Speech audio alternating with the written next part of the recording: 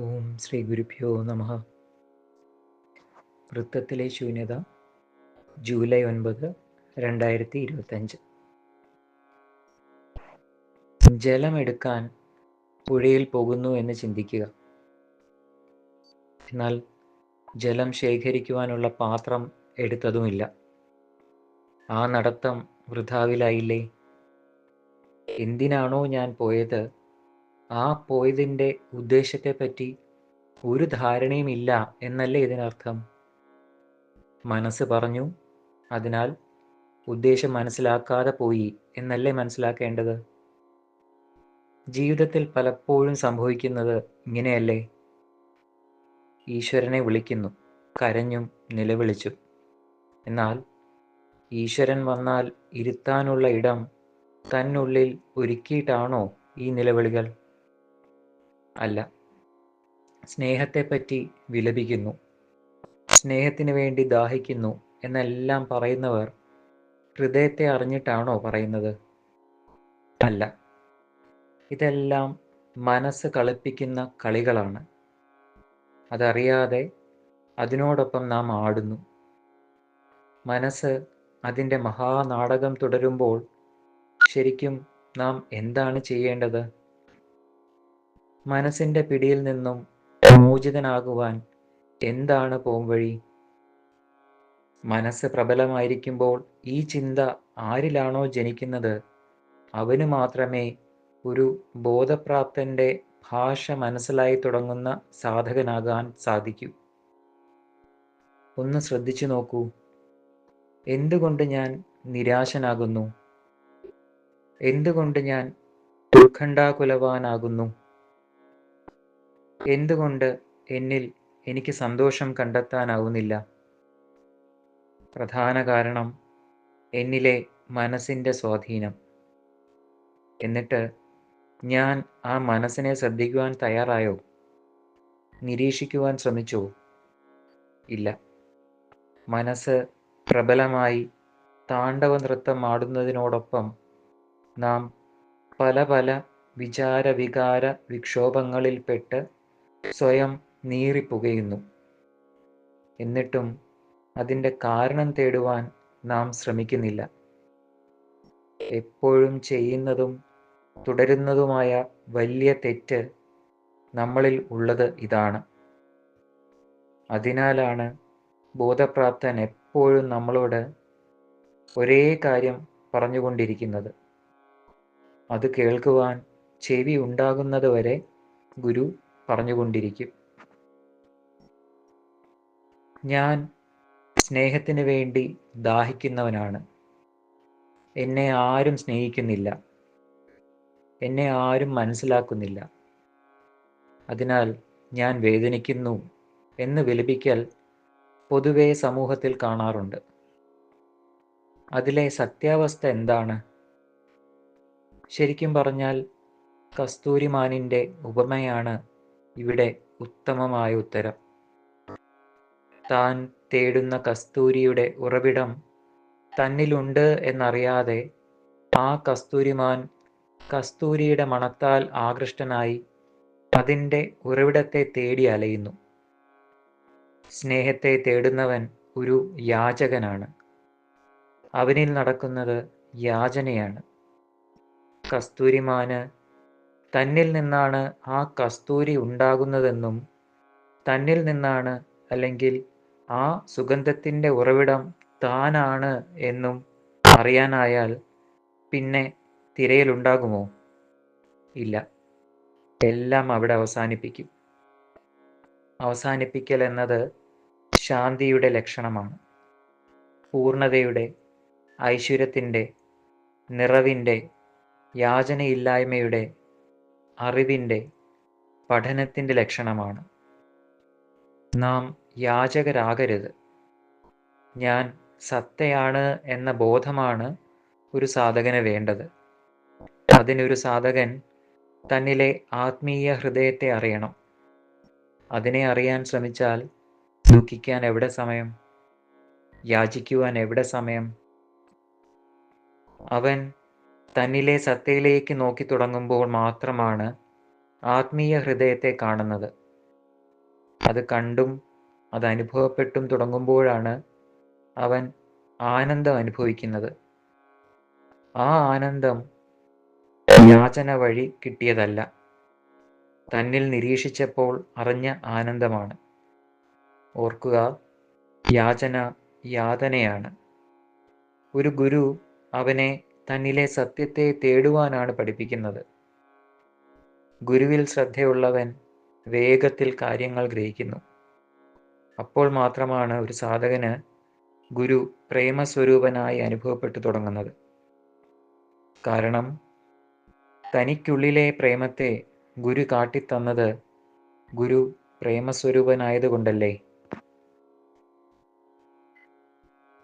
മനസ്സ് ശാന്തമല്ലെങ്കിൽ, മനസ്സ് നിരാശയിലാണെങ്കിൽ, മനസ്സ് ദുഃഖപൂർണമാണെങ്കിൽ വിവേകമുള്ളവൻ തിരിച്ചറിയുന്നു, ഈ നിമിഷം ഞാൻ നിലനിൽക്കുന്നത് മനസ്സിൻ്റെ ഭ്രമലോകത്തിലാണ്, ഞാൻ സത്തയിൽ നിന്നും ഏറെ അകലെയാണ് എന്ന്.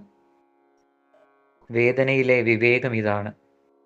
ഈ തിരിച്ചറിവ് വേദനയുടെ ഇടയിൽ ഉണ്ടായാൽ നിങ്ങളിൽ നിരീക്ഷകൻ ഉണർന്നിരിക്കും. ഓർക്കുക, സത്തയെ ശ്രദ്ധിക്കുവാൻ നേരമില്ലാത്തവൻ അനാവശ്യമായി പുറത്ത് ശ്രദ്ധിക്കുവാൻ നേരമുള്ളവനായിരിക്കും.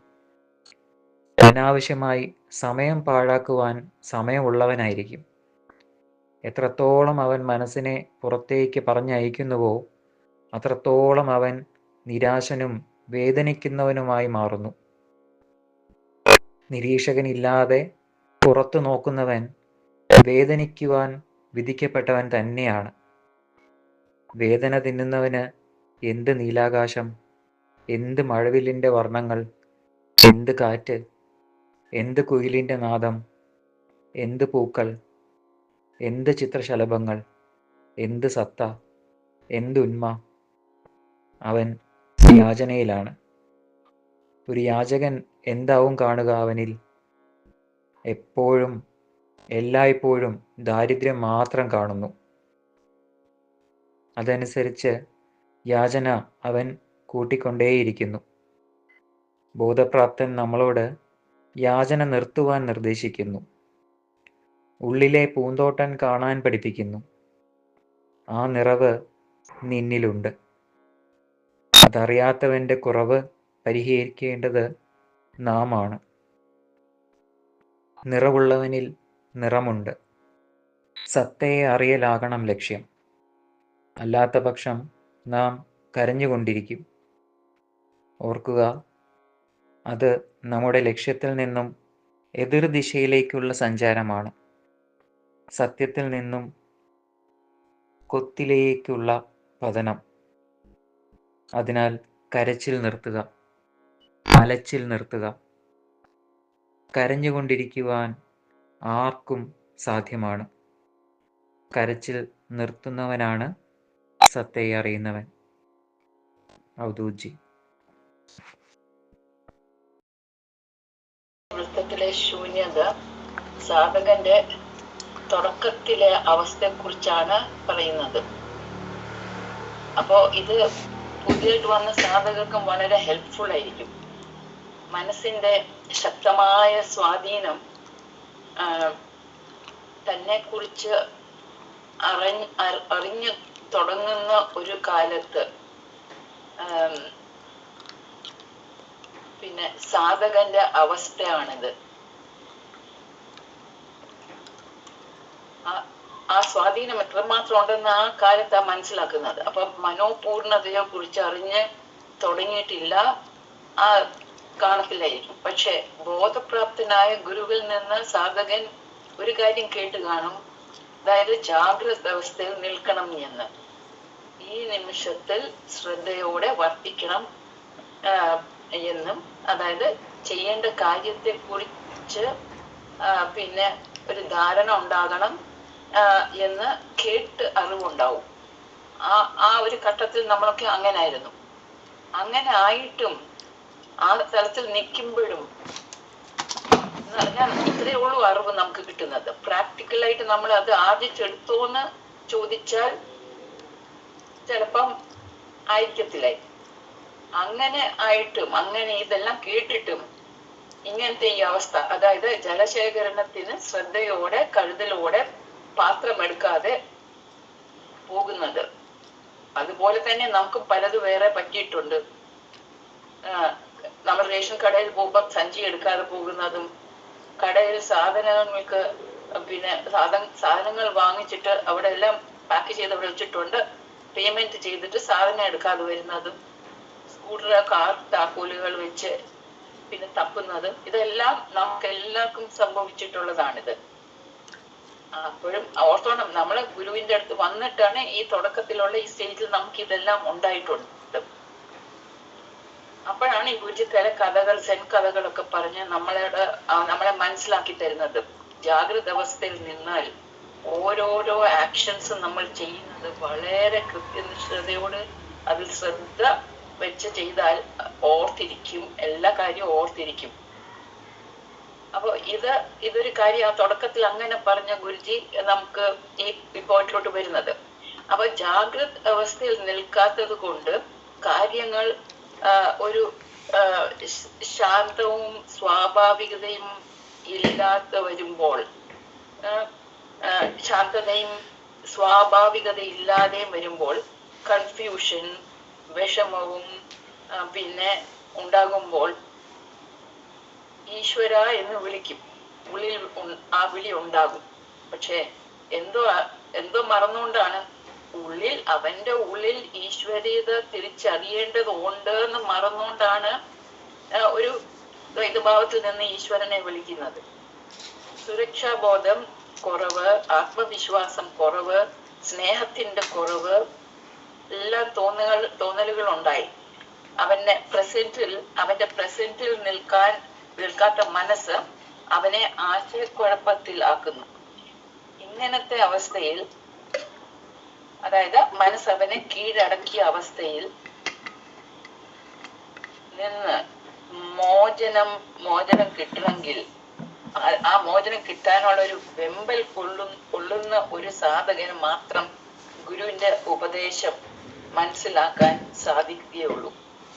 അതായത് ആ കീഴടക്കിയ അവസ്ഥ അവന് സന്തോഷം കുറവ്, ഉത്കണ്ഠ, നിരാശ, അശാന്തി, തൃപ്തിക്കുറവ്, സ്നേഹമില്ല അതിന്റെ കുറവ്, ഇങ്ങനത്തെ ഒക്കെ പല വൈഷമ്യങ്ങളാണ് ഉണ്ടാവുന്നത്. അത് അവനെ ഭയങ്കരമായിട്ട് അലട്ടുന്നുണ്ടെങ്കിൽ, അവൻ അതിൽ നിന്ന് രക്ഷപ്പെടണം എന്നുള്ളൊരു വെമ്പൽ ഉണ്ടെങ്കിൽ മാത്രം ആ ഗുരു ഉപദേശം ഉൾക്കൊള്ളാൻ പറ്റുള്ളൂ, പരിശീലിക്കാനും പറ്റുള്ളൂ.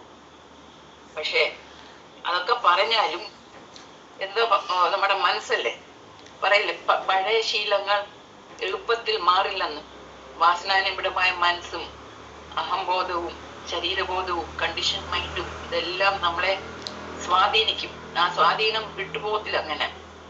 അപ്പോ ആ ഗുരുനിർദ്ദേശം, അതായത് ഈ നിമിഷത്തിൽ നിന്ന്, ജാഗ്രത അവസ്ഥയിൽ നിന്ന് ആ പ്രബലമായ മനസ്സിനെ നിരീക്ഷിക്കാനും അതിനെ ശ്രദ്ധിക്കാനും നാം തയ്യാർ ആകുന്നത് കൊണ്ട് ആണ് നിരീക്ഷണം ചെയ്യുന്നു എന്ന് ആവർത്തിച്ച് ഗുരുജി പറയുന്നത്. അതായത് നമുക്ക് ആ ഓൾഡ് ഹാബിറ്റ്സിലോട്ട് തിരിച്ചു പോകാനുള്ള ഒരു പ്രവണത ഉണ്ടാവും. ഇപ്പൊ ഇങ്ങനെ ഒരു സാധകന് ആവുന്ന സാധകനും ആ വാസനാനുപരമായ മനസ്സ് മൂലവും മറ്റേത് മൂലം അഗൈൻ ഫോൾ ഡൗൺ. അപ്പൊ അതിനാണ് ഗുരുജി നിരന്തരം ഇത് ആവർത്തിച്ച് പറയുന്നത്. ഒന്നും വേണ്ട, ഈ ഒരു സ്റ്റേജിലും നമ്മള് ഭൗതിക ലോകത്തിൽ വ്യവഹരിക്കുമ്പോൾ നമ്മൾക്ക് ഈ ടെൻഡൻസി കേറി വരും. അതിനാണ് ഗുരുജി നിരന്തരം പറയുന്നത്, ഈ നിരീക്ഷണം ചെയ്യൂ. മനസ്സിൽ ചില കാര്യങ്ങൾ വരും, പിന്നെ മനോവൃത്തികളുടെ പ്രഭാവം മൂലം പിന്നെ നമ്മൾ സഫർ ചെയ്യുന്നതാണ്. പക്ഷെ ആ നിരീക്ഷണം ചെയ്താൽ അതിന്റെ ആ ഇഫക്റ്റ് കുറച്ചൊന്ന് കുറഞ്ഞു കിട്ടും. പിന്നെ ആ ഉയർന്ന മനോതലത്തിൽ എത്താതെ അഹംബോധത്തിലും നിന്ന് സ്നേഹം എന്താണ് അറിഞ്ഞ് അനുഭവിക്കാത്തതും കൊണ്ട് സ്വാർത്ഥഭാവത്തിൽ ഓരോരുത്തരും ആഗ്രഹിക്കുന്ന അവനെ മറ്റുള്ളവർ മനസ്സിലാക്കണം, സ്നേഹിക്കണം എന്ന്.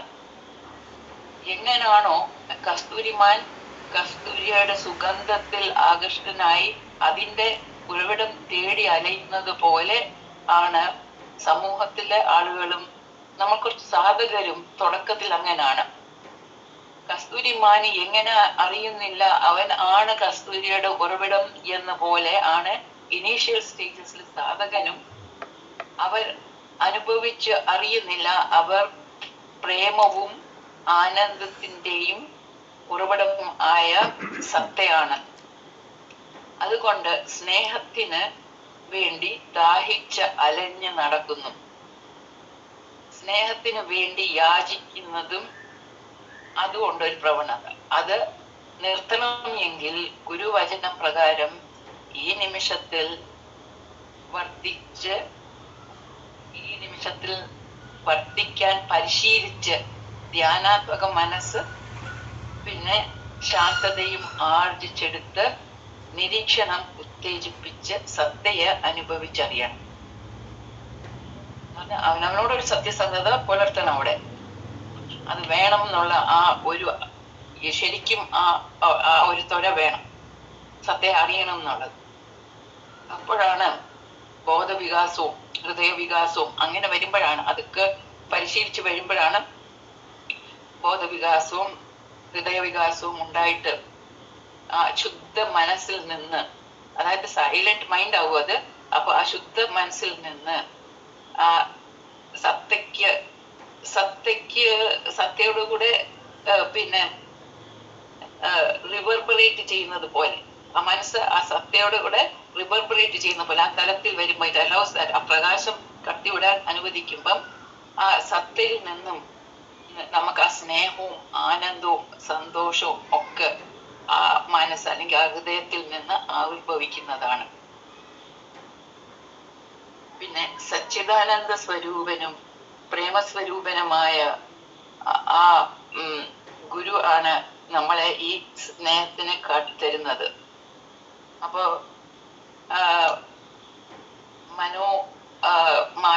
മാലിന്യങ്ങളെല്ലാം നീക്കം ചെയ്യാനുള്ള ആ നിർദ്ദേശം നമ്മളെ കൊണ്ട് പരിശീലിപ്പിച്ച് നിരീക്ഷണം വഴി സൈലന്റ് മൈൻഡ് നിശ്ചലത്വത്തിലോട്ട് വന്ന് സത്തയെ പിന്നെ ഹൃദയത്തിനെ അറിയാൻ നമ്മളെ കുറിച്ച് ഇങ്ങനെ നമ്മളെ ഗൈഡ് ചെയ്ത് കൊണ്ടുപോകുന്നതാണ്. അപ്പൊ അങ്ങനെ വരുമ്പോഴാണ് അശാന്തത, നിരാശ, ദുഃഖം അനുഭവിക്കുന്ന വ്യക്തികൾ അങ്ങനെയുള്ള സാധകർ വിവേചിച്ചറിയും അവൻ മനോതലത്തിൽ ഇപ്പോഴും നിലനിൽക്കുന്നതെന്ന്. ഈ നിമിഷത്തിൽ മനസ്സിന്റെ ഭ്രമം ആ ഭ്രമലോകത്തിലാണ് നിലനിൽക്കുന്നത്. അത് തിരിച്ചറിയും. അത് ഒരു വിഷമം വരുത്തുന്നതാണ് സാധകന്. വേദന ഉണ്ടാവും. പിന്നെ ആ റിയലൈസ്, ആ തിരിച്ചറിവ് ഞാൻ ഇപ്പോഴും മനോതലത്തിലാണെന്ന് നിൽക്കുന്നത്, ഈ വേദനയിൽ ഇടയ്ക്ക് അത് തിരിച്ചറിയുകയാണെങ്കിൽ അവിടെ നിരീക്ഷകൻ ഉണരും എന്നാണ് ഗുരു പറയുന്നത്. എന്ന് പറഞ്ഞാൽ ശരിക്കും ആ വിഷമം ഇതുവരെ ഞാൻ ആ ഒരു ലെവലിൽ എത്തിയില്ലല്ലോ, ഇപ്പോഴും മനോതലത്തിലല്ലേ ഞാൻ നിൽക്കുന്നത്. ആ തിരിച്ചറിവ്, ഈ വേദന, ഈ പല വേദനകൾ സഫറിങ്സ് ഉണ്ടാവുന്നുണ്ട് ആ മനോതലത്തിൽ നിൽക്കുന്നതും കൊണ്ട് ഉള്ള ആ ഭവിഷ്യത്തായിട്ട് അശാന്തത, നിരാശ ഇതൊക്കെ ഉള്ളപ്പം അതിൻ്റെ ഇടയ്ക്ക് ആ വേദനയുടെ ഇടയ്ക്ക് തിരിച്ചറിവ് വരുവാണെങ്കിൽ അപ്പോഴാണ് ആ സത്തയെ അറിയണം എന്നുള്ള ആ ഒരു ഏർച്ച് കുറച്ച് കൂടുമ്പം ആ നിരീക്ഷകൻ ഉണരും. അപ്പോൾ സത്തയെ ശ്രദ്ധിക്കുന്നവനായി മാറും. അല്ലെങ്കിൽ ശ്രദ്ധ എതിർ ദിശയിലോട്ടായിരിക്കും പോകുന്നത്. അപ്പോൾ നിരാശയും വേദനയും ഇതെല്ലാം സംഭവിക്കും. പ്രകൃതിയോ അല്ലെങ്കിൽ ജീവിതം പിന്നെ ആസ്വദിക്കാൻ സാധിക്കുകയില്ല. പിന്നെ യാചകരായി മാറുകയും ചെയ്യുന്നു. അതാണ്. പക്ഷെ ആയ ഗുരു ഈ യാചനയിൽ നിന്ന് ഫ്രീ ആകാൻ നിർദ്ദേശം തന്നു. ഉള്ളിൽ ഉള്ള ഒരു ആ സുഖവും സന്തോഷവും ശാന്തത തരുന്ന മണ്ഡലം തിരിച്ചറിയാൻ പഠിപ്പിക്കുന്നു. ഇപ്പോഴും പഠിപ്പിച്ചുകൊണ്ടിരിക്കുകയാണ് നമ്മളെ. ഈ സത്തയെ അറിയാൻ ആയിരിക്കണം നമ്മുടെ ലക്ഷ്യം. സാധകൻ ഗുരുകൃപയാൽ പ്രേമവും ആനന്ദവും സന്തോഷവും ആ സന്തോഷത്തിലും ആണ് വിരാജിക്കേണ്ടത്. അല്ലാതെ കരച്ചിലും അലച്ചിലും അതിൽ നിന്ന് അവര് മുക്തരാകേണ്ടതാണ്. അപ്പോ ഈ കരച്ചിലും അലച്ചിൽ നിന്ന് മുക്തരായി സത്തയിൽ നിലനിൽക്കാൻ നാം സാധകർക്കൊക്കെ സാധിക്കട്ടെ എന്ന് പ്രാർത്ഥിച്ചുകൊണ്ട് വാക്കുകൾ ചുരുക്കുന്നു. ഹരിയും.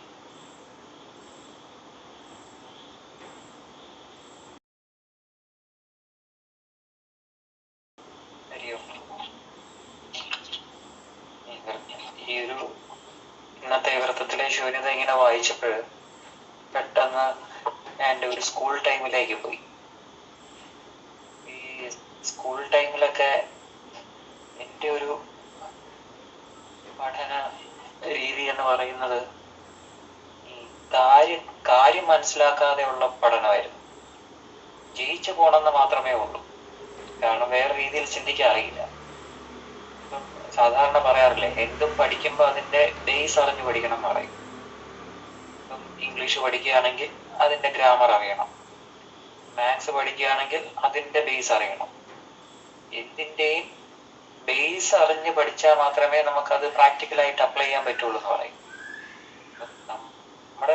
എൻ്റെ സ്കൂൾ ജീവിതം അങ്ങനെയായില്ലായിരുന്നു. ജസ്റ്റ് പാസ്സായി പോകാൻ വേണ്ടിയുള്ള പഠിത്തമാണ്. കാരണം എന്തുകൊണ്ടാണ്? ഒരു ലക്ഷ്യബോധം ഇല്ലായിരുന്നു. ജീവിതത്തെ കുറിച്ചൊരു ധാരണയില്ല, ലക്ഷ്യമേ ഇല്ല. അങ്ങ് പോവുക എന്നുള്ളത് മാത്രമേ ഉള്ളൂ. അത് പറഞ്ഞു തരാൻ ആളുമില്ല. ഇങ്ങനെ പഠിക്കണം, അല്ലെങ്കിൽ ഇതാണ് നിന്റെ ലക്ഷ്യം, നിനക്കൊരു ലക്ഷ്യബോധം വേണം, നിനക്ക് ജീവിതത്തെ കുറിച്ചൊരു ധാരണ വേണം, ഇതൊന്നും അങ്ങനെ പറഞ്ഞു തന്നിട്ടില്ല. പറഞ്ഞ് ആ സമയത്തെ സിറ്റുവേഷനാണ്, അത് കുറ്റമായിട്ടല്ല പറയുന്നത്, ഒരു സിറ്റുവേഷൻ ആയിരുന്നു. അപ്പൊ അങ്ങനെയാണ് വളർന്നു വന്നത്. അതേ ഒരു മാനസികാവസ്ഥ ആയിരുന്നു ആത്മീയതയിലേക്ക് കടക്കുമ്പോഴും സാധനയിലേക്ക് കടക്കുമ്പോഴും അങ്ങനെ തന്നെയാണ്. കറക്റ്റായിട്ടുള്ള ഒരു ദിശാബോധം ഇല്ല, ഒരു ലക്ഷ്യബോധം ഇല്ല. അപ്പോഴും എന്തൊക്കെയോ ചെയ്യണം, എന്തൊക്കെയോ ആവണം എന്നുള്ള മനസ്സിന്റെ ഒരു ഭാവനാ ലോകത്തിലൂടെ സഞ്ചരിച്ചതാണ്. എന്നാൽ ആ മനസ്സിന്റെ സ്വാധീനത്തിൽ തന്നെയായിരുന്നു, ലക്ഷ്യമില്ലാത്ത യാത്ര തന്നെയായിരുന്നു. അപ്പോഴും എന്ത് ചെയ്യും? ഗുരുവിലേക്ക് വന്നപ്പോൾ, ഗുരുവിലേക്ക് എത്തിയപ്പോൾ എന്താണ് നമുക്ക് പറഞ്ഞു തന്നുകൊണ്ടിരുന്നത്? അപ്പോഴും നിന്നെ ശ്രദ്ധിക്കൂ, നിന്റെ മനസ്സിന്റെ തലങ്ങളെ ശ്രദ്ധിക്കൂ, നിന്റെ ഊർജ തലങ്ങളെ ശ്രദ്ധിക്കൂ, അതിനെ ഉയർത്തൂ, അതിന് നീ എന്ത് ചെയ്യൂ? ഡെയിലി സാധന ചെയ്യൂ, റൈറ്റിങ്സ് വായിക്കൂ. ഇത് തന്നെ ഗുരു അന്നും ഇന്നും എപ്പോഴും പറഞ്ഞുകൊണ്ടേയിരിക്കുകയാണ്. പക്ഷെ തുടക്കകാലങ്ങളിൽ നമ്മൾ സാധാരണ അതൊന്നും അത്ര സീരിയസ് ആയിട്ട് മനസ്സിലാക്കിയിട്ടുണ്ടാവില്ല. ഇനി മനസ്സിലാക്കിയാൽ തന്നെ അത് പ്രാവർത്തികമാക്കാൻ ശ്രമിച്ചിട്ടുണ്ടാവില്ല പലപ്പോഴും.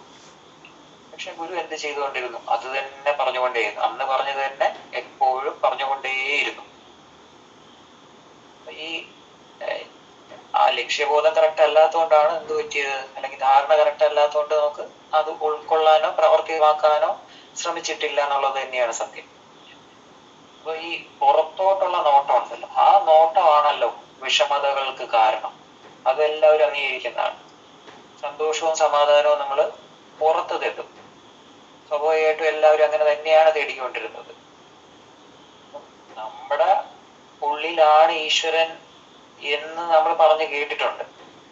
ഈശ്വരൻ നമ്മുടെ ഉള്ളിൽ തന്നെയാണ് എന്ന്. പക്ഷെ സദാ ആ സന്തോഷം, ആനന്ദം, ശാന്തത തരാൻ ഉള്ള ഈശ്വരൻ ഉള്ളിലാണ് എന്ന് പറഞ്ഞിട്ടും നമ്മൾ എന്തുകൊണ്ട് പുറത്ത് സന്തോഷത്തെ തേടുന്നു? അപ്പൊ ഈശ്വരൻ ഉള്ളിലാണ് എന്നുള്ളത് നമുക്ക് വിശ്വാസം വരാത്തതുകൊണ്ടല്ലേ? അതല്ലേ അതിന്റെ അർത്ഥം? എന്നാൽ നമ്മൾ അമ്പലത്തിൽ പോയി കണ്ണടച്ച് പ്രാർത്ഥിക്കുന്നു, ഈശ്വര എന്ന് പറഞ്ഞ് കണ്ണടച്ച് പ്രാർത്ഥിക്കുന്നു. അവിടെ പരാതിയും പരിഭവങ്ങളും എല്ലാ ഭണ്ഡാരത്തിലോട്ട് ഇടുകയാണ്, പരാതി പെട്ടിയായിട്ട് ഇടുകയാണ് ഈശ്വരനെ. ഈശ്വരന്റെ മുന്നിൽ. പക്ഷെ നമ്മുടെ ഉള്ളിലാണ് ഈശ്വരൻ എന്ന് കേട്ടിട്ടുമുണ്ട്. പക്ഷെ അത് എന്തുകൊണ്ട് ആ വിശ്വാസം വരാത്തതുകൊണ്ടാണ്. ആ വിശ്വാസം വരാത്തതുകൊണ്ടാണ് ബാഹ്യ വസ്തുക്കളിലെല്ലാം നമ്മൾ സന്തോഷം കണ്ടെത്താൻ ശ്രമിച്ചത്. സാധകനാവുമ്പോൾ എന്ത് പറ്റും? സാധകൻ സ്വന്തം ഉള്ളിലേക്ക് ആ അന്വേഷണം ചെയ്യുമ്പോഴത്തേക്ക് എന്ത് പറ്റും? ആ ഒരു സഞ്ചാരം നടത്തുമ്പോൾ എന്ത് പറ്റും? ആ ഈശ്വരന്റെ ഗുണങ്ങളായിട്ടുള്ള സന്തോഷവും സമാധാനവും ശാന്തതയും ആനന്ദവും എല്ലാം ഉള്ളിൽ നിന്നും പ്രവഹിക്കുന്നത് അവന് ബോധ്യപ്പെടും. അപ്പൊ ആ ഉള്ളിൽ തന്നെ ഉണ്ട് എന്റെ സന്തോഷവും, എനിക്ക് കിട്ടേണ്ടതെല്ലാം ഉള്ളിൽ തന്നെ ഉണ്ട് എന്നുള്ളത് ബോധ്യമാവും സാധകന്റെ യാത്രയിൽ, മുന്നോട്ടുള്ള യാത്രയിൽ. അത് ബോധ്യപ്പെടുത്ത ഗുരു എന്താവും? അവന് അപ്പോഴത്തേക്ക് ആ സമയത്ത് അവൻ എന്താവും? ഗുരു, അവന്റെ അച്ഛനും അമ്മയും ദൈവവും ഇതെല്ലാം ഗുരു തന്നെയായിട്ട് മാറും. അവനറിയാൻ പറ്റും ആ ഗുരു കൃപയാലാണ് ഞാൻ എന്റെ സത്തയെ അറിയുന്നത് എന്നും ആ ഉറപ്പ് വരും. ആ ഉറപ്പ് വരുമ്പോഴാണ് അവൻ എന്ത് ചെയ്യുന്നത്? അവൻ ആ ഗുരു ഹൃദയത്തിലേക്ക് അടുക്കുന്നത്. അത് അങ്ങനെ അടുപ്പിക്കും നമ്മളെ, ആ ഗുരു ഹൃദയത്തിലേക്ക് അടുപ്പിക്കും. ഈ പുറത്തേക്ക് പായുന്ന മനസ്സ്, അതിനെ പിടിച്ചാൽ ജീവിതം സംഘർഷഭരിതമാവുക തന്നെ ചെയ്യുള്ളൂ. അവൻ സമാധാനത്തിന് വേണ്ടി ഓടിക്കൊണ്ടേയിരിക്കും. അപ്പൊ അവന് ഈ നിമിഷത്തിൽ ജീവിക്കാനോ പ്രകൃതിയുടെ സൗന്ദര്യം ആസ്വദിക്കാനോ അനുഭവിക്കാനോ സാധിക്കാതെ വരും. ഓരോ ദിവസവും എന്തായിരിക്കും? അവൻ ജീവിക്കുകയല്ല, മരിച്ചുകൊണ്ടായിരിക്കും ഇരിക്കുന്നത്. കാരണം അത്രയും സംഘർഷമായിരിക്കും അവന് ഉള്ളില്, പരാതികളായിരിക്കും. ഒന്നിലും തൃപ്തി കാണില്ല, ഒന്നിലും ഒരു ആത്മാർത്ഥത കാണില്ല. സ്വയം വിശ്വാസം ഇല്ലാത്തവനായിട്ട് മാറും, ഒരു കോൺഫിഡൻസ് ഇല്ലാത്തവനായിട്ട് മാറും. ആ ഈശ്വരന്റെ ഉള്ളിലാണ് നമ്മൾ, അല്ലെങ്കിൽ ആ നിത്യസത്യത്തിലാണ് നമ്മൾ എന്ന് പോലും അവൻ മറക്കും. ഭൗതികതയുടെ ഈ സംഘർഷങ്ങൾക്കിടയിലും നിരീക്ഷകനെ ഉണർത്താൻ സാധിച്ചാൽ ഈ പ്രശ്നങ്ങൾ അപ്പൊ തീരും, ആ സമയം അവസാനിക്കും. കാരണം നിരീക്ഷകൻ എന്ന് പറയുന്നത് ഒട്ടവില്ലാതെ നിൽക്കുന്നവനാണ്. അപ്പൊ നമ്മുടെ മനസ്സ് ശാന്തമാവും, സത്തയിലേക്ക് അടുക്കുകയും ചെയ്യും ആ നിരീക്ഷകനെ ഉണർത്തിയാല്. അപ്പൊ അവിടെ പരാതിയോ പരിഭവമോ സംഘർഷങ്ങളോ നമ്മൾ ഒന്നും ഉണ്ടാവില്ല. അവിടെ പൂർണ്ണ സ്വാതന്ത്ര്യത്തോടെ നമുക്ക് ജീവിക്കാൻ സാധിക്കും. അവിടെയാണ് ആ ജീവിതം ഉള്ളത്. എല്ലാത്തിനെയും കണ്ടുകൊണ്ട്, എല്ലാത്തിനെയും അനുഭവിച്ചുകൊണ്ട്, എല്ലാത്തിനെയും ആസ്വദിച്ചുകൊണ്ട് ഒട്ടലില്ലാതെ സ്വതന്ത്രമായിട്ട് നമുക്ക് ജീവിക്കാൻ സാധിക്കും. അതാണ് നമ്മളെ സത്തയെ തിരിച്ചറിയാൻ സാധിപ്പിക്കുന്നത്. അങ്ങനെ ജീവിക്കുമ്പോഴാണ് അവിടെ തേടലുമില്ല, നേടലുമില്ല. ഉള്ളത് എന്താണോ അത് മാത്രം, അതായിട്ട് നിൽക്കാൻ സാധിക്കും. ഹരി ഹരി ഹരി.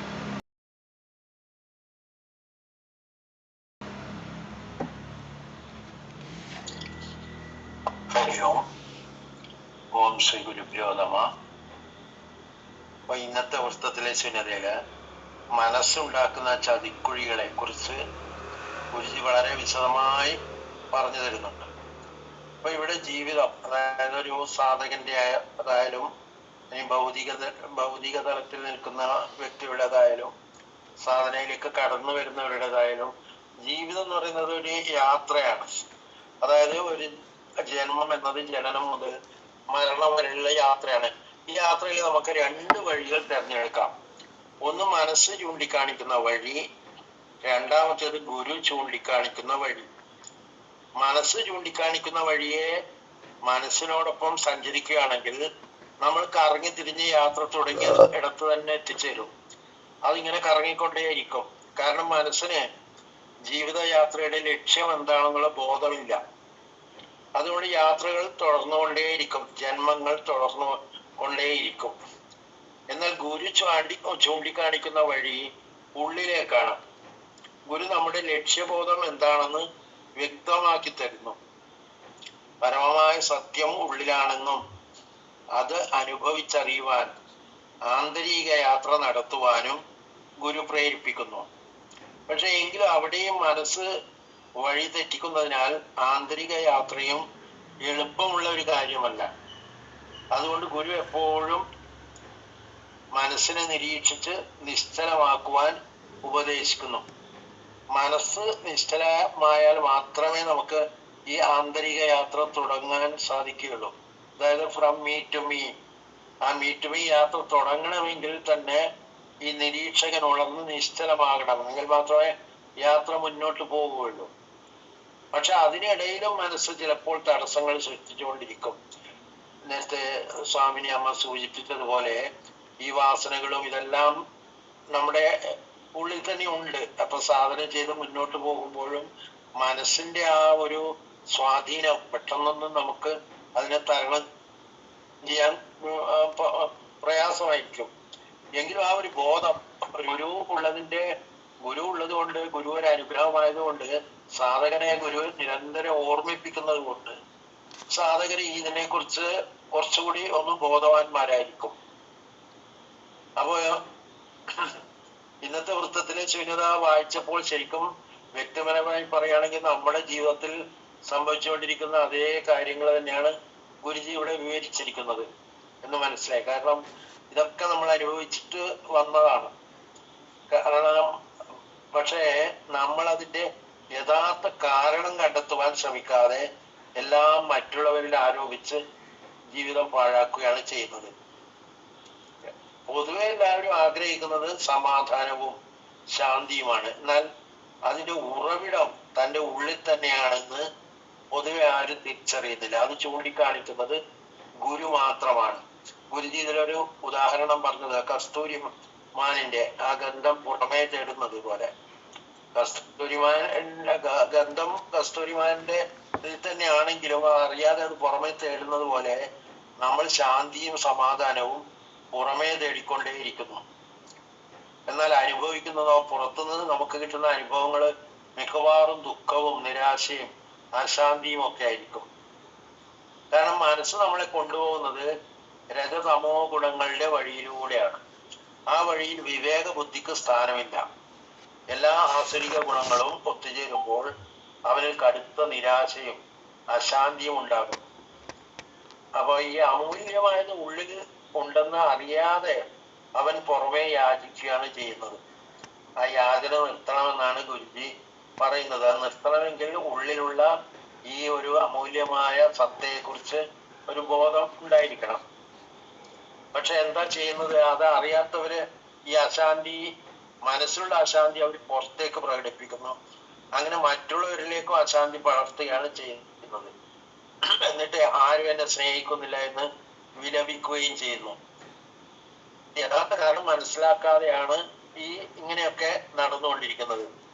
പക്ഷെ ഗുരു സാധകനെ സാത്വികതയുടെ വഴിയിലൂടെ സഞ്ചരിപ്പിച്ച് അറിവുകൾ പകർന്നു നൽകി മനസ്സിനെ മാലിന്യങ്ങളെ തുറന്നു കാട്ടി അവയെ നീക്കം ചെയ്ത് ചിത്തശുദ്ധി കൈവരിക്കാൻ പ്രേരിപ്പിക്കുന്നു. അത് നിരന്തരമായി ഗുരു ഓർമ്മിപ്പിക്കുന്നത് കൊണ്ടാണ് സാധകർക്ക് അത് കുറച്ചെങ്കിലും ചെയ്യാൻ സാധിക്കുന്നത്. അതുപോലെ ചിത്തശുദ്ധി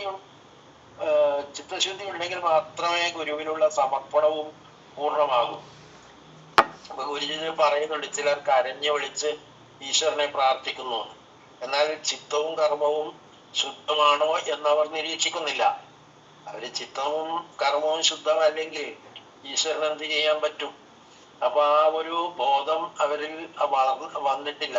അപ്പൊ ഒരു സാധകനെ സംബന്ധിച്ചിടത്തോളം ചിത്തശുദ്ധി വളരെ വളരെ പ്രധാനപ്പെട്ടതാണ്. അപ്പൊ അതിനാണ് ഗുരു എപ്പോഴും മനസ്സിനെ നിരീക്ഷിക്കുവാൻ ഉപദേശിക്കുന്നത്. കാരണം നമ്മൾ തന്നെ സൃഷ്ടിച്ച് നമ്മൾ തന്നെ അനുഭവിക്കുന്ന എല്ലാ പ്രശ്നങ്ങൾക്കും കാരണക്കാരൻ മനസ്സാണെന്ന് ബോധപ്രാപ്തനായ ഗുരുവിന് വ്യക്തമായി അറിയാം. അതാണ് ഗുരു എപ്പോഴും മനസ്സിനെ നിരീക്ഷിച്ച് നിശ്ചലമാക്കാൻ പറയുന്നത്. പിന്നെ നമ്മൾ പൊതുവെ കേട്ടിട്ടുണ്ട്, ഞാൻ ശരീരമല്ല, മനസ്സല്ല, ഞാൻ സത്തയാണ് എന്ന ബോധമാണ് സാധകന് വേണ്ടത് എന്ന് ഗുരുജി പറഞ്ഞു തരുന്നു. ഇത് നമ്മൾ കേട്ടിട്ടുണ്ട്, ശരീരമല്ല, മനസ്സല്ല, ഞാൻ ബോധമാണ്, അല്ലെങ്കിൽ ഞാൻ സത്തയാണ് എന്നൊക്കെ പറഞ്ഞ് നമ്മൾ കേട്ടിട്ടുണ്ട്. എന്നിട്ടും നമ്മളിൽ ആ ബോധം ഉറച്ചു കിട്ടുന്നില്ല. കാരണം മനസ്സിങ്ങനെ ഇളകിക്കൊണ്ടേയിരിക്കുകയാണ്. അപ്പൊ ഇളകുന്ന പ്രതലത്തിൽ ഒന്നും ഉറച്ചു നിൽക്കില്ല. അതാണ് മനസ്സിനെ നിരീക്ഷിച്ച് നിശ്ചലമാക്കാൻ ഗുരുജി പറയുന്നത്. അപ്പോൾ ആ നിശ്ചലമായ ഇളകാത്ത മനസ്സിൽ മാത്രമേ ഗുരു പകർന്നു തരുന്ന അറിവുകളെ അതേപടി നമുക്ക് ഉൾക്കൊള്ളുവാൻ കഴിയും. അതിനാൽ ഗുരുവാക്യങ്ങൾ ഉള്ളിൽ ഉറച്ചു കിട്ടണമെങ്കിൽ മനസ്സിനെ നിശ്ചലമാക്കുക തന്നെ വേണം. അത് മനസ്സിനെ നിശ്ചലമാക്കിയാൽ മാത്രമേ ഗുരു കാണിച്ചു തരുന്ന എന്നിൽ നിന്നും എന്നിലേക്കുള്ള യാത്ര തുടങ്ങുവാൻ നമുക്ക് കഴിയൂ. അതുപോലെ തന്നെ ഗുരുജി പറയുന്ന മറ്റൊരു കാര്യം, ഉള്ളിലൊരു പൂന്തോട്ടം ഉണ്ടെന്ന് പറയുന്നു. അതായത് സ്നേഹവും ശാന്തിയും ആനന്ദവും കാരുണ്യവും പരിശുദ്ധിയും വിടർന്നു നിൽക്കുന്ന പൂന്തോട്ടമാണ് ഓരോരുത്തരുടെയും ഉള്ളിലുള്ള സത്ത എന്ന് അത് അനുഭവിച്ചറിഞ്ഞ ഗുരു പറഞ്ഞു തരുന്നു. ഇതെല്ലാം ഉള്ളിലുണ്ട്. എന്നാലും അത് മാത്രമല്ല, ആ സൗന്ദര്യം ഗുരുജിയുടെ വചനങ്ങളിലും പ്രതിഫലിക്കുന്നുണ്ട്. നമുക്കത് ഗുരുജിയുടെ ഓരോ ഈ റൈറ്റിങ്സും വായിക്കുമ്പോഴും അതിന്റെ ആ ഡെപ്തും അതിന്റെ ബ്യൂട്ടിയും ഒക്കെ നമുക്ക് മനസ്സിലാക്കാൻ സാധിക്കുന്നുണ്ട്. അത് അനുഭവിച്ചറിഞ്ഞ ഗുരുജി അത് അങ്ങനെ പറഞ്ഞു തരുന്നതുകൊണ്ട് നമുക്കത് മനസ്സിലാക്കാനെങ്കിലും ഉൾക്കൊള്ളാനെങ്കിലും സാധിക്കുന്നുണ്ട്. പക്ഷേ ഈ സത്തയെക്കുറിച്ചുള്ള ബോധം വരണമെങ്കിൽ പുറത്തേക്ക് നോക്കിയിട്ടുള്ള കരച്ചിൽ നിർത്തി വിവേകബുദ്ധിയോടെ മനസ്സിനെ നിരീക്ഷിച്ച് നിശ്ചലമാക്കുകയാണ് വേണ്ടത്. കാരണം സാധകന്റെ ലക്ഷ്യം എന്ന് പറയുന്നത് സത്തയെ അറിയുക എന്നത് മാത്രമാണ്. ആ സത്ത അറിയുക എന്നുള്ള ഏക ഒരു ലക്ഷ്യത്തോടുകൂടി സാധകൻ മുന്നോട്ട് പോവുകയാണെങ്കിൽ അവന് മനസ്സിനെ നിശ്ചലമാക്കാം, ഈ നിമിഷത്തിൽ നിൽക്കാം. ആ ലക്ഷ്യബോധം ഉറച്ച് നമ്മുടെ മനസ്സിൽ പതിയണം. അതിനുള്ള ഗുരുകൃപ എല്ലാവർക്കും ഉണ്ടാകട്ടെ. പ്രേമസ്വരൂപനായ ഗുരുജിയോടൊപ്പം നീങ്ങുവാൻ എല്ലാ സാധകർക്കും കഴിയട്ടെ എന്ന് പ്രാർത്ഥിക്കുന്നു. ഹരിയോം.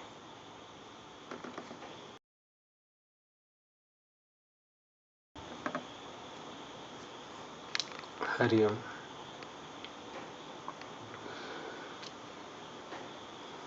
സ്വാമി അമ്മയും ബാലുജിയും ഗിരിധരൻ സാറും വളരെ വ്യക്തമായിട്ട് കാര്യങ്ങൾ ഇവിടെ അവതരിപ്പിച്ചിട്ടുണ്ട്.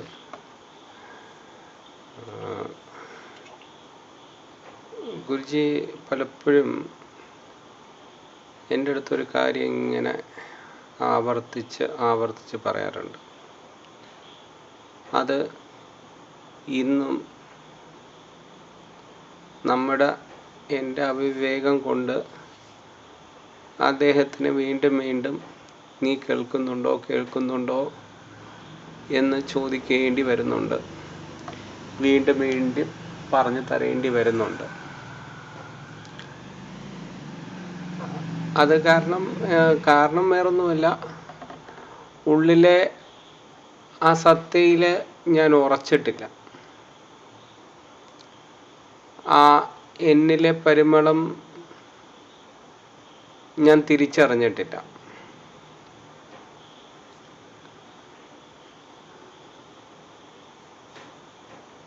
എന്തുകൊണ്ട് എനിക്ക് തിരിച്ചറിയുവാൻ കഴിയുന്നില്ല? അതിൻ്റെ കാരണം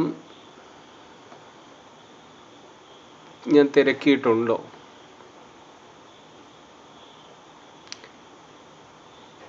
അപ്പം തിരക്കിയിട്ടുണ്ടോ എന്ന് പറയുമ്പോൾ നമ്മൾ പലപ്പോഴും ചിന്തിക്കും, തിരക്കാറില്ലേ, അതിനല്ലേ നമ്മളിത് ചെയ്യുന്നത്, പഠിക്കുന്നത്, സാധന ചെയ്യുന്നുണ്ട്, അത് ചെയ്യുന്നുണ്ട്, ഇതൊക്കെ.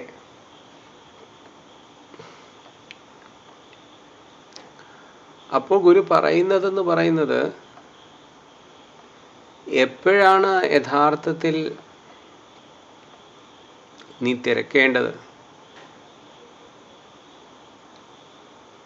നിന്റെ മനസ്സ് അശ്വരൂഢനായി നിന്നെ വലിച്ചു കൊണ്ടുപോകുമ്പോൾ ആ ചിന്താവൃത്തികളിൽ നീ കിടന്ന്, കാരണം നീ ആ കടിഞ്ഞാൻ നീ വിട്ടുകൊടുത്തു, മനസ്സ് കൊണ്ടുപോവാണ് നിന്നെ. അപ്പം നീ നിന്റെ വിവേകം ഉപയോഗിച്ചോ? ആദ്യം നീ കടിഞ്ഞാൻ വിട്ടു, അവിടെ ആദ്യം അശ്രദ്ധ വന്നു. എപ്പോഴും ഗുരു പറയുന്നുണ്ട്, നിനക്ക് നിന്റെ മനസ്സിനെ നിയന്ത്രിക്കുവാൻ ഇനീഷ്യൽ സ്റ്റേജസിൽ ഈ സാധന ചെയ്ത് നമുക്ക് ഒരു എനർജി ലെവല് ആ ഗുരു തന്ന് ആ ഒരു വൈബ്രേഷൻ നമ്മളുണ്ടാവും. ആ വൈബ്രേഷൻ നിലനിൽക്കുന്ന സമയത്ത് നമുക്ക് മനസ്സിനെ നമ്മളെ കൊണ്ടുപോകാൻ ബുദ്ധിമുട്ടായിരിക്കും. പക്ഷെ അവിടെ നമ്മളൊരു ഉപേക്ഷ പലപ്പോഴും ഞാൻ ശ്രദ്ധിച്ച എന്നിൽ നടന്നിട്ട് അവിടെ നമ്മളൊരു അശ്രദ്ധ വരുത്തും. ആ അശ്രദ്ധ വരുമ്പോഴാണ് ഈ മനസ്സ് നമ്മളെ കൊണ്ടങ്ങ് പോകുന്നത്. പിന്നെ കടിഞ്ഞാണില്ല അതിന്. എന്നാൽ ആ സമയത്തും കടിഞ്ഞാണില്ലാത്ത സമയത്തും നിനക്ക് നിന്റെ വിവേകത്തെ പ്രകാശിപ്പിക്കുവാൻ കഴിഞ്ഞാൽ അവിടെ നിനക്ക് കുറേ പാഠങ്ങൾ, തിരിച്ചറിവുകൾ നിനക്ക് കിട്ടും. കാരണം നിനക്ക് അപ്പം നിന്നിൽ ആ നിരീക്ഷകനുണ്ട് എന്നാണ് അത് കാണിക്കുന്നത്. ആ മനസ്സിൻ്റെ വ്യാപാരങ്ങളിൽ കിടന്ന് ഉലയുന്ന ആ പ്രാണന്റെ പിടച്ചിൽ, ദീനരോധനം, വികാരവിക്ഷോഭങ്ങളിൽ കിടന്നലയുന്ന അതിനെ നീ കാണാൻ കഴിയണം. ആ ദീനരോധനത്തിനെ നിനക്ക് അവിടെ കാണാൻ കഴിഞ്ഞാൽ നിനക്ക് കുറേ തിരിച്ചറിവുകൾ കിട്ടും. അപ്പോൾ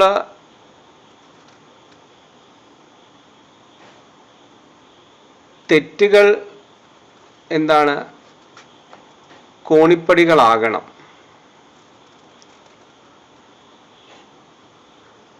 അത് ആവർത്തിക്കുവാനുള്ളതല്ല.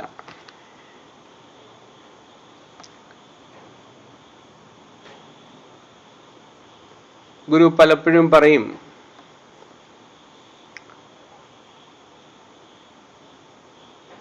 സമയം അമൂല്യമാണ്. ഏതൊരു വ്യക്തിയാണോ സത്തയോട് ചേർന്നിരിക്കുന്നവൻ, അവൻ സമയത്തെ പാഴാക്കില്ല. അവൻ അലഞ്ഞ് നടക്കില്ല.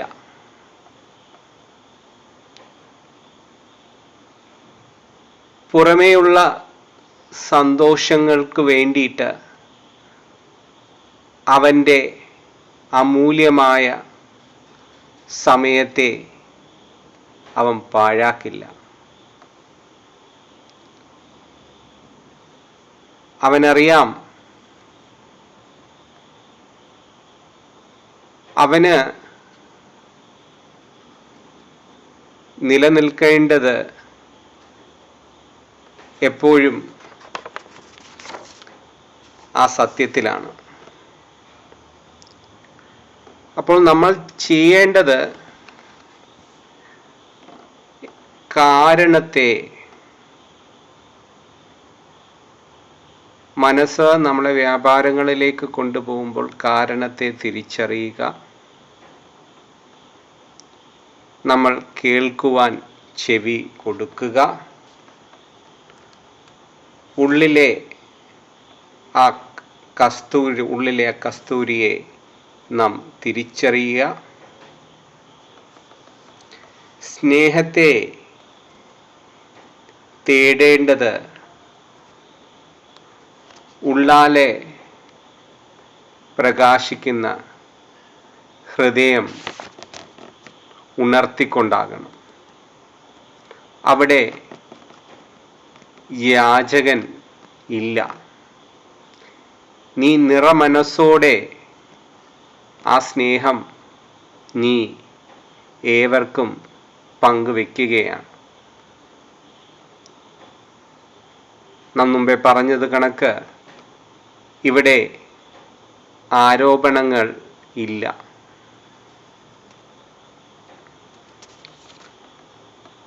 അപ്പോൾ ഒരു സാധകൻ ആകേണ്ടത് യാചകനല്ല. ഗുരു അവനെ പഠിപ്പിക്കുന്നത്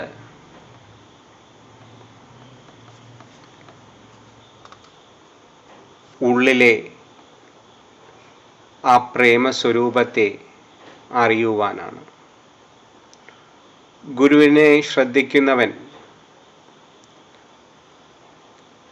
കാര്യകാരണ സഹിതം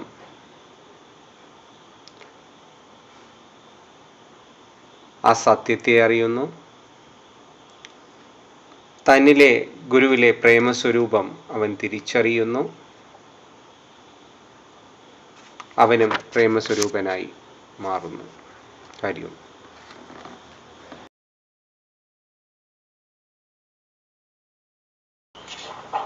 ഓം ശ്രീ ഗുരുഭ്യോ നമഃ. ഹരി ഓം.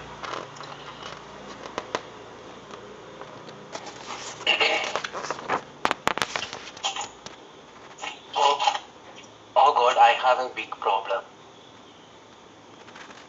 എന്നല്ല നമ്മൾ ചിന്തിക്കേണ്ടത്. Oh problem, I have a big God എന്ന് ചിന്തിക്കേണ്ടി വരും. ഇതൊരു അവധൂത ചിന്തയാണ്. എക്കാലവും എന്നെ കുറച്ച് മുന്നോട്ട് നടത്താൻ, അല്ലെങ്കിൽ ഓരോരോ പ്രശ്നങ്ങൾ നമ്മൾ വന്ന് ഭവിക്കുമ്പോഴൊക്കെ ഈ ചിന്ത എന്നെ എപ്പോഴും ഒരു കൈത്താങ്ങായി മാറും. എന്നുവെച്ചാൽ ഗുരുവചനത്തിൻ്റെ സ്നേഹം, ആ ടീച്ചിങ്സിൻ്റെ സ്നേഹം എന്നെ വന്ന് പുണരുന്നതാണ്. എപ്പോഴും നമ്മളെപ്പോഴും ചിന്തിക്കുന്നത്, oh God, I have a big problem. ദൈവമേ, എനിക്ക് വലിയൊരു പ്രോബ്ലമുണ്ട്, പ്രശ്നമുണ്ട്. എന്നാൽ ഒരിക്കലും എന്തുകൊണ്ട് ചിന്തിക്കുന്നില്ല, oh problem, I have a big God എന്ന് ചിന്തിക്കുന്നില്ല. അതാണ് പ്രശ്നം ശരിക്കും. കാരണം വിശ്വാസം, അതും പ്രാമാണികത്വം നിറഞ്ഞ വിശ്വാസം അതുണ്ടാവണം. നമ്മൾ നമ്മുടെ മനസ്സിന്റെ പ്രാമാണികത്തെ വിശ്വസിച്ച് മുന്നോട്ട് പോകുന്ന സമയത്ത് നമ്മൾ വിശ്വാസം പൂർണ്ണമായിട്ടും ആ മാനസിക തത്വത്തിനാണ് കൊടുക്കുന്നത്. ഈ മനസ്സ് എല്ലാത്തിനെയും സ്വാധീനിച്ചു വെച്ചിരിക്കുകയാണ്. ശാരീരിക തത്വത്തെയായാലും ഭൗതികമായാലും നമ്മുടെ ചിത്തശുദ്ധിയായാലും അഹത്തയായാലും ഇവയെല്ലാം സ്വാധീനിച്ച് നിൽക്കുന്ന ഒരേ ഒരു ഘടകം മനസ്സാണ്. മനസ്സ് എല്ലാത്തിനെയും ഒട്ടി നിൽക്കാനുള്ള ആ ഒരു പ്രവണതയിൽ നിലനിൽക്കുമ്പോൾ മനസ്സ് ചിന്തിക്കുന്നതും മനസ്സ് കർമ്മത്തെ ദ്യോതിപ്പിക്കുന്നതും ഒക്കെ അതിൻ്റെ സ്വാധീന വലയത്തിലൂടെ ആയിരിക്കും തീർച്ചയായിട്ടും. അപ്പോൾ സ്വയമേവ ചിന്തിച്ച് പെരുമാറാനുള്ള കഴിവ് നഷ്ടപ്പെടും. അതിൻ്റെ ഉത്തമ ഉദാഹരണം കുറിച്ച് ആദ്യമേ തന്നെ വരച്ചു കാട്ടുന്നത്, പോകുന്നത് എന്തിന്, ചെയ്യുന്നത് എന്തിന്, അവിടെ എത്തുമ്പോൾ ഉണ്ടാകുന്ന ആ ബോധോദയം, അതിന് യാതൊരു പ്രാധാന്യവുമില്ല. വെള്ളമെടുക്കാൻ പോകുന്നവൻ കൈ കരുതേണ്ടത് അറ്റ്ലീസ്റ്റ് അതെടുക്കാനുള്ള പാത്രമായിരിക്കണം. അവിടെ ചെന്നിട്ട് ഞാൻ വെള്ളം കൊണ്ടുവരാനുള്ള പാത്രം എടുത്തില്ലേ എന്നുള്ളത് ഒരു ബോധപ്രാപ്തി നേടിയിട്ട് എന്ത് കാര്യം? അല്ലെ, ആ വെള്ളം എടുക്കാൻ ഞാൻ ശേഖരിക്കേണ്ട പാത്രം എടുക്കേണ്ടതിൻ്റെ ആ കർത്തബോധം തന്നിലില്ലാത്തത് എന്തുകൊണ്ടെന്ന് ചിന്തിച്ചിട്ട് കാര്യമില്ല. കാരണം ആ സമയം കഴിഞ്ഞു പോയി. അപ്പൊ ഇതുപോലെയാണ് ഓരോന്നും നമ്മുടെ ലൈഫിൽ സംഭവിച്ചുകൊണ്ടിരിക്കുന്നത്. അറിഞ്ഞോ അറിയാതെയോ നമ്മൾ ഇങ്ങനെ ചിന്തിക്കുകയാണ്. മനസ്സിന്റെ സ്വാധീനത്തിൽ ചിന്തിച്ച് കുറച്ചുകൂടെ പോട്ടെ ഇങ്ങനെ മുന്നോട്ട് നീക്കി നമ്മൾ തള്ളി നീക്കുകയാണ് ചിലപ്പോൾ ചെയ്യുന്നത്. കാരണം മനസ്സിനെ നിയന്ത്രിക്കാൻ നമുക്ക് സാധിക്കുന്നില്ല. എന്തുകൊണ്ട്? നമ്മളിൽ യഥാർത്ഥത്തിൽ ആ നിരീക്ഷണം നമ്മൾ സംഭവിക്കുന്നില്ല. അത് തന്നെയാണ് യഥാർത്ഥ ബോധം. അത് നമുക്ക് ഗുരുജി ഈ വൃത്തത്തിലെ ശൂന്യതയിലൂടെ നമുക്ക് ആ നിരീക്ഷകന്റെ റോൾ എന്താണെന്ന് കാട്ടിത്തരുന്നതുകൊണ്ട് നമുക്കിപ്പോൾ പറയാൻ സാധിക്കുന്നുണ്ട്. എന്നാൽ ഈ മനസ്സിന്റെ ആ ഡബിൾ റോള്, അല്ലെങ്കിൽ അതിന്റെ ചലനത്തെ നിയന്ത്രിക്കാൻ സാധിക്കാതെ വരുന്നൊരു വ്യക്തിയെ സംബന്ധിച്ചിടത്തോളം അത് മനസ്സ് ചിന്തിക്കുന്നതും പ്രവർത്തിക്കുന്നതും അനുസരിച്ച് ജീവിക്കേണ്ടതായിട്ട് വരും. അപ്പോൾ നിലവിളികൾ കൂടും. ഈശ്വരനോട് യാചിക്കേണ്ട അവസ്ഥ വരും. എന്നാൽ ഇതിൽ നിന്നൊക്കെ വ്യത്യസ്തനാണ് ഒരു സാധകൻ എന്ന് മനസ്സിലാക്കിയത് നമ്മളിലേക്ക് ആ ഗുരുസങ്കല്പം എത്തിയപ്പോൾ മാത്രമാണ്. പ്രാർത്ഥന പോലും യാചനയാണെന്ന് ഒരു വട്ടം നമ്മളോട് പറഞ്ഞിട്ടുണ്ട്. കാരണം പ്രാർത്ഥിക്കേണ്ട കാര്യമില്ല, പ്രാർത്ഥിക്കേണ്ട കാര്യമുണ്ടോ എന്ന് ചോദിച്ചിട്ടുണ്ട്. എന്തിനാണ് പ്രാർത്ഥിക്കുന്നത്? നമ്മള് കീർത്തിക്കാൻ മാത്രമേ പഠിക്കാവുള്ളൂ. ആ സത്തയെ കീർത്തിക്കാൻ, നമ്മുടെ ആ പരമാത്മ ചൈതന്യത്തിന് ചിലപ്പോൾ നമ്മൾ ആദ്യം ആ നാമരൂപങ്ങളിലൊക്കെ വിശ്വസിച്ചുകൊണ്ടായിരിക്കും നമ്മൾ, അല്ലെങ്കിൽ അവന്റെ ആന്തരികമായ വളർച്ചയ്ക്ക് വേണ്ടി ചിലപ്പോൾ അതൊക്കെ നമ്മൾ അനുവർത്തിച്ചു മുന്നോട്ട് പോകുന്നുണ്ട്. അപ്പൊ അങ്ങനെ ചെയ്യുന്ന സമയത്ത് നമ്മൾക്ക് മനസ്സിലാകുന്ന ഒരു കാര്യം എന്താന്ന് വെച്ചാൽ, മനസ്സ് എത്രത്തോളം പരിപക്വതയിൽ എത്തുന്നു എന്നുള്ളതാണ് ചിന്തിക്കേണ്ടത്. നമ്മള് ഗുരുജി തന്നെ പറഞ്ഞൊരു കഥ കേട്ടിട്ടുണ്ട്. ഒരിക്കലൊരു വീട്ടില് വിളക്ക് കത്തിച്ചിട്ട് പ്രാർത്ഥിക്കുകയാണ്. അപ്പോൾ ആ അമ്മ കാല് എന്ത് ചെയ്തു, നീട്ടിവെച്ചു. അതുകൊണ്ടാണ് പ്രാർത്ഥിക്കുന്നത്. അപ്പോൾ ഒരാൾ വന്ന് പറഞ്ഞു, യോ ഭഗവാന് നേരെ കാല് നീട്ടി വെച്ചിരിക്കുന്നു. അപ്പൊ അങ്ങനെ ഇരിക്കാൻ പാടില്ല. അപ്പൊ എന്താ, ആ അമ്മ കാല് അടുത്ത വശത്തേക്ക് നീട്ടി വെച്ചു.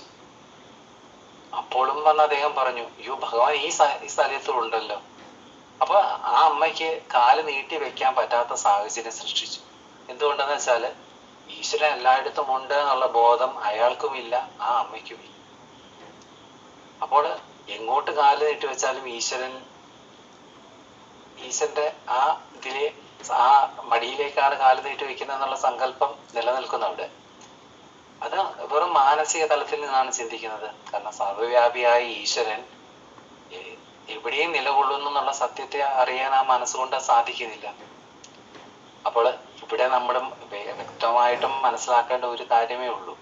നമ്മളുടെ സത്യം അറിയുമ്പോൾ, അകത്തും പുറത്തും പരിലസിക്കുന്നത് അതാണെന്ന് മനസ്സിലാകുമ്പോൾ നമ്മളിൽ ഈ നിലവിളി യാചനയും നിർത്തും.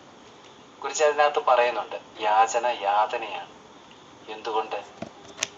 നമ്മളെപ്പോഴും ഇങ്ങനെ ആവശ്യപ്പെട്ടു 5 രൂപ കൊണ്ട് ഭണ്ഡാരത്തിൽ ഇട്ടിട്ട് 5 ലക്ഷത്തിന്റെ ഓഫറാണ് കൊടുക്കുന്നത്. അപ്പം ഈ കുറിച്ച് തന്നെ പറഞ്ഞിട്ടുണ്ട്, ഈശ്വരനാണ് ഏറ്റവും കൂടുതൽ തെറ്റിദ്ധരിക്കപ്പെട്ട, ഈ ലോകത്ത് തെറ്റിദ്ധരിക്കപ്പെട്ടിരിക്കുന്ന ഒരേ ഒരു ഘടകം ഈശ്വരനാണ് എന്ന് പറയും. എന്തുകൊണ്ട് അങ്ങനെ പറയുന്നു എന്ന് വെച്ചാൽ, നമ്മള് മനസ്സുകൊണ്ടാണ് ഈശ്വരനെ കാണാൻ ശ്രമിക്കുന്നത്. നമ്മുടെ ഉള്ളില് ആ സത്തയെപ്പറ്റി ഒരു ബോധവും ഇല്ല, നമ്മൾ ബോധ്യപ്പെട്ടിട്ടില്ല. അതുകൊണ്ട് തന്നെയാണ് അങ്ങനെ സംസാരിക്കേണ്ടി വരുന്നത്. അപ്പോൾ ഈ നിലവിളികൾ അടങ്ങുന്നത് എപ്പോഴാണ്? നമ്മളില് ആഗ്രഹങ്ങൾ അവസാനിക്കണം. അപ്പോൾ മറ്റൊരു അവധൂചിന്തയുണ്ട് നമ്മൾ മനസ്സിലാക്കാൻ. ആഗ്രഹിക്കാൻ പാടില്ലാത്തത് ആഗ്രഹിക്കുമ്പോഴും സ്നേഹിക്കാൻ പാടില്ലാത്ത സ്നേഹിക്കപ്പെടുമ്പോഴും കാലം നമ്മളോട് ചോദിക്കും, എന്തിനായിരുന്നു ഇതെല്ലാം? ഇതൊരു അവധൂചിന്തയാണ്. ശരിക്കും എത്ര ആപ്റ്റായിട്ടാണ് ഗുരുജി നമുക്ക് പറഞ്ഞു തന്നിരിക്കുന്നത്. ആഗ്രഹിക്കാൻ പാടില്ലാത്തത് ആഗ്രഹിക്കുന്നുണ്ട്, അതാണ് മനസ്സിന്റെ സ്വഭാവം. സ്നേഹിക്കാൻ പാടില്ലാത്ത സ്നേഹിക്കപ്പെടുന്നു, കാരണം സ്നേഹം കൊടുക്കാൻ തയ്യാറാണ്, അല്ല സ്നേഹം സ്വീകരിക്കാൻ തയ്യാറാണ്, കൊടുക്കാൻ തയ്യാറാകുന്നില്ല. അപ്പോൾ ഇതിനൊക്കെ ഒരു അന്ത്യം വരും. എപ്പോഴും എല്ലാത്തിനും ഒരു ലിമിറ്റേഷൻ ഉണ്ടല്ലോ. അതില് നമ്മളോട് ചോദിക്കും, അത് കാലമായിരിക്കും ചോദിക്കുന്നത്, എന്തിനായിരുന്നു ഇതെല്ലാം?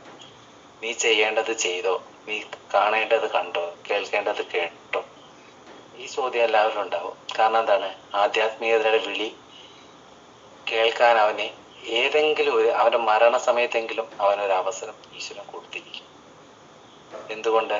നീ ചെയ്ത, നമ്മൾ പറയില്ല, നമ്മളുടെ ആ ഒരു ചെയ്ത ചിത്രഗുപ്തൻ വന്ന് നമ്മൾ ചെയ്ത കാര്യങ്ങളൊന്ന് വായിച്ച് കേൾപ്പിക്കും എന്ന് പറയുന്നത് പോലെ നമ്മുടെ മനസ്സിനെ വായിക്കാൻ ഒരവസരം എല്ലാവർക്കും കിട്ടും. അത് നമ്മൾ കുറച്ച് നേരത്തെ തുടങ്ങിയാൽ, അല്ലെ നമ്മളിൽ ഉണ്ടാവുന്ന ആ ചിന്തകളെയും കർമ്മങ്ങളെയും ഒന്ന് നിരീക്ഷിക്കാൻ ശ്രമിച്ചാൽ നമുക്ക് ഈ നിലവിളി ഒഴിവാക്കാം, ഈ യാചന ഒഴിവാക്കാം. അപ്പോൾ മനസ്സ് എത്രത്തോളം പവിത്രീകരിക്കണം എന്നുള്ളത് നമ്മൾ സ്വയം ചിന്തിക്കണം.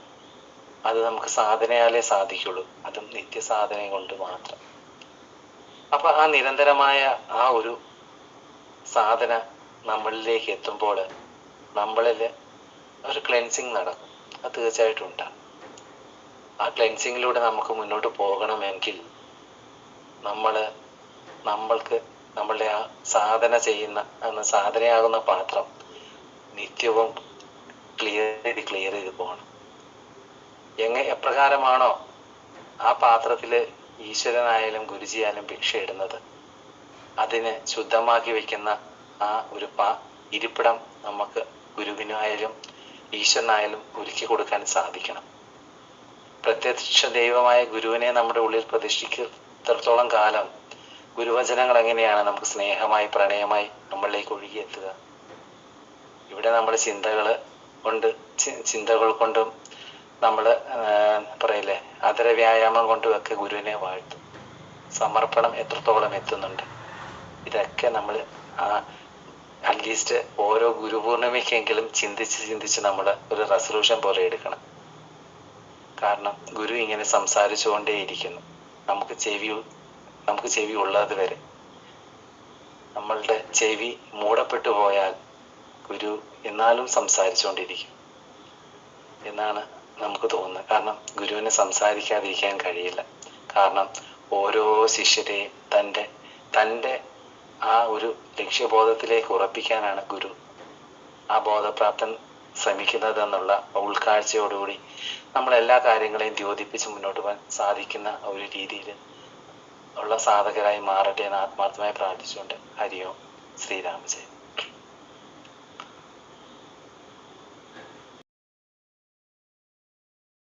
ഹരിയോം. ഗുരുജിയോട് പലപ്പോഴും നമ്മൾ സംസാരിച്ചുകൊണ്ടിരിക്കുമ്പോൾ, കാരണം തുടക്കക്കാരനായതുകൊണ്ട് തന്നെ പലപ്പോഴും മനസ്സിന്റെ ഭാഷയിലാണ് സംസാരിക്കുന്നത്.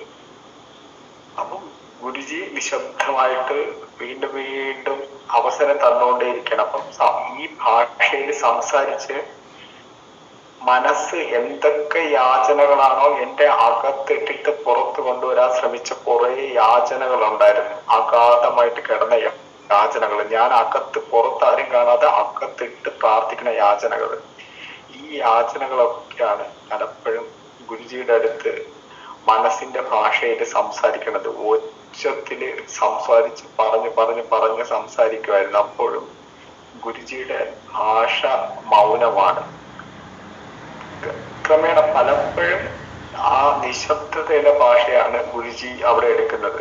അപ്പം അതിന്റെ ഇതെന്ന് പറഞ്ഞാല് ഇതെല്ലാം സംസാരിച്ച് മൊത്തവും ഇറങ്ങിക്കഴിഞ്ഞിട്ട് ഫോൺ വച്ച് കഴിയുമ്പോൾ ആ അകത്ത് നമുക്കത് ഫീൽ ചെയ്യും. നമ്മൾ ഗുരുജിയോട് പറഞ്ഞ വാക്കുകളിലെ പൊള്ളത്തരം എത്രയാണ്. അങ്ങനെ അത്രയ്ക്ക് സൂക്ഷ്മമായിട്ട് നമ്മളെ ആ ഒരു നോക്കാൻ വേണ്ടി കേട്ട് പഠിച്ചിട്ടുള്ള കുറെ കാര്യങ്ങള്, അതിന്റെ ആചരണം തുടങ്ങുന്നത് ഇവിടെ നിന്നാണ്. അപ്പോ ഗുരുവിന്റെ കൂടെ സഞ്ചരിക്കുന്നത് കൊണ്ടാണ്. കാരണം സ്നേഹം അതായത് പഴിക്കലും ഇതുമൊക്കെയാണ്. ഞാനും വലിയ മിടുക്കനായി സ്നേഹിക്കുന്ന ഒരാള്, ഓപ്പോസിറ്റ് നിൽക്കുന്നയാള് അതില്ലാത്ത വ്യക്തി എന്നുള്ള ആ ഒരു കൊച്ചു കാലം തൊട്ട് ഇങ്ങനത്തെ ഒരു തലത്തിലായിരുന്നു നമ്മളൊക്കെ വന്നത്. ഇപ്പോഴും ഗുരുജി അതിന്റെ ആ സൂക്ഷ്മതകൾ നിർവചിച്ച് തരയാണ് ഓരോ കാര്യങ്ങളായിട്ട്. കാരണം ഇപ്പോഴും മനസ്സിന്റെ തലത്തിലാണ്.